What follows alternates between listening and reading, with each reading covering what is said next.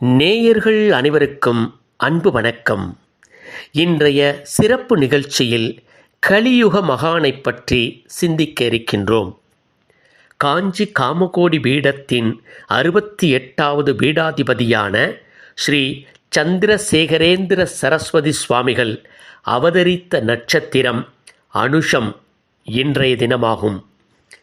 ஒவ்வொரு ஆண்டும் வைகாசி மாதத்தில் வரும் அனுஷ நட்சத்திரத்தன்று இவருடைய ஜெயந்தி விழா அவதார தினம் உலகம் முழுவதும் மிகச் சிறப்பாக கொண்டாடப்படுகிறது. காஞ்சி மகா பெரியவா என்பவர் காஞ்சி காமகோடி பீடத்தின் 68வது பீடாதிபதியும் 20ஆம் நூற்றாண்டின் தலை சிறந்த ஆன்மீக குருவும் ஆவார். எளிமையான வாழ்க்கை, அதீத ஞானம் மற்றும் உலக அமைதிக்கான அவரது போதனைகளுக்காக நடமாடும் தெய்வம் என்று பக்தர்களால் அன்போடு அழைக்கப்படுகிறார். மகா பெரியவாளின் இயற்பெயர் சுவாமிநாதன். மே மாதம் 20ஆம் திகதி 1894ஆம் ஆண்டு விழுப்புரத்தில் பிறந்தார். அனுஷ நட்சத்திரத்தில் அவதரித்த மகா பெரியவா 1907ஆம் ஆண்டு தனது 13வது வயதில் மடாதிபதியானார். ஜனவரி மாதம் 8ஆம் திகதி 1994ஆம் ஆண்டு காஞ்சிபுரத்தில் முக்தி அடைந்தார். வேதங்கள் மற்றும் நமது பாரம்பரிய கலாச்சாரத்தை மீட்டெடுப்பதில் தன் வாழ்நாள் முழுவதையும் அர்ப்பணித்தார். பல்லாயிரக்கணக்கான பக்தர்களை கொண்டிருந்தாலும் இறுதி வரை மிக குறைந்த ஆடைகளுடனும் எளிமையான உணவுகளை உண்டும் வாழ்ந்து வந்தார். சாதி, மதம், ஏழை, பணக்காரன் என்ற பாகுபாடின்றி அனைவரிடமும் சமமான அன்பை காட்டியவர். மரம், செடி, கொடி உள்ளிட்ட அனைத்து உயிர்களிடத்தும் அன்பு செலுத்துமாறு வலியுறுத்தினார். மகா பெரியவாளின் ஆன்மீக உரைகள், அறிவுரைகள் மற்றும் சிந்தனைகள் அனைத்தும் தொகுக்கப்பட்டு தெய்வத்தின் குரல் என்ற பெயரில் பல தொகுதிகளாக வெளியிடப்பட்டுள்ளன. காஞ்சி மகா பெரியவாவை சந்தித்த பக்தர் ஒருவர், சுவாமி, என்னை சுற்றி எப்போதும் ஏதாவது ஒரு பிரச்சனை இருந்து கொண்டே இருக்கிறது. இந்த பிரச்சனைகளிலிருந்து விடுபடுவதற்கு ஒரு வழி சொல்லுங்களேன் என்று கேட்டார். இதற்கு பதிலளித்த மகா பெரியவா, எண்ணங்கள் தூய்மையாக இருந்தால் வாழ்க்கையும் செழிந்த நீரோடை போல் அழகாக அமைதியாக மாறும் என்றார்.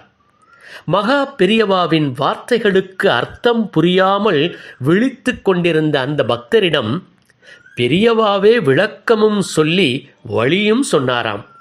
அவர் கூறுகையில், நாம் தினமும் உணவில் சேர்க்கும் உப்பிற்கு எதிர்மறை சக்திகளை ஈர்க்கும் தன்மை உள்ளது. அதனால்தான் திருஷ்டி சுற்றி போடும் பொழுது உப்பினை பயன்படுத்துகிறோம். பல கோவில்களில் பரிகாரமாக உப்பு வாங்கி வைக்கும் பழக்கம் பல காலங்களாக நடைமுறையில் இருந்து வருகிறது. கடலில் குளித்தால் பாவங்கள் தொலையும் என சொல்வதற்கும், கடலில் கால் நனைக்க வேண்டும், கடல் நீரை தலையில் தெளித்து கொள்ள வேண்டும் என்று சொல்வதற்கும் காரணம் உள்ளது. தினமும் காலையில் எழுந்ததும் கிழக்கு நோக்கி அமர்ந்து மடியில் ஒரு வெள்ளை காகிதத்தை வைத்துக்கொண்டு 2 கரங்களிலும் உப்பினை வைத்து கண்களை மூடி அமர வேண்டும். மகா பெரியவா சொல்லிக்கொண்டே வருகிறார். இப்போது பணப்பிரச்சனை இருக்கிறது என்றால், மனதிற்குள்ளாக எனக்கு நிறைய பணம் வந்து கொண்டே இருக்கிறது, என்னுடைய பணப்பிரச்சனைகள் அனைத்தும் நீங்கிவிட்டது, இப்போது நான் சந்தோஷமாக, மகிழ்ச்சியாக, நிம்மதியாக இருக்கிறேன் என நேர்மறையான வார்த்தைகளை சொல்ல வேண்டும். நீண்ட நாட்களாக நோயால் அவதிப்படுகிறீர்கள் என்றால், எனக்கு உடலில் இப்போது என்ன பிரச்சனையும் இல்லை, நோய் முழுவதுமாக நீங்கிவிட்டது, நான் ஆரோக்கியமாக இருக்கிறேன் என்று சொல்ல வேண்டும். குடும்பத்தில் பிரச்சனைகள் இருக்கிறதென்றால் எனது குடும்பத்தில் இருந்த பிரச்சனைகள் அனைத்தும் நீங்கிவிட்டது. குடும்பத்தில் இப்போது அமைதியும் மகிழ்ச்சியும் ஒற்றுமையும் நிலவுகிறது. வீட்டில் அனைவரும் நலமாக, சந்தோஷமாக, அன்பாக இருக்கிறோம் என்று நினைக்க வேண்டும். மனதிற்குள் இப்படி நேர்மறையான வார்த்தைகளை சொல்லி சொல்லி சிறிது நேரம் தியானம் செய்த பிறகு தனது கரங்களில் வைத்துள்ள உப்பினை தன் மடியில் வைத்திருந்த காகிதத்தில் போட்டு கீழே சிந்தாமல் மடித்து ஓடும் நீரில் கரைத்துவிட வேண்டும். தொடர்ந்து மகா பெரியவா சொல்லிக்கொண்டே வருகிறார்.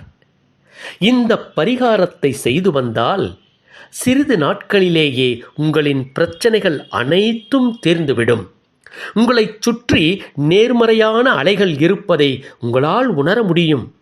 நேர்மறை எண்ணங்களை வளர்த்து கொண்டால் வாழ்க்கையும் நல்லதாக மாறும் என்று பதிலளித்து ஆசி வழங்கினாராம் காஞ்சி மகா பெரியவா.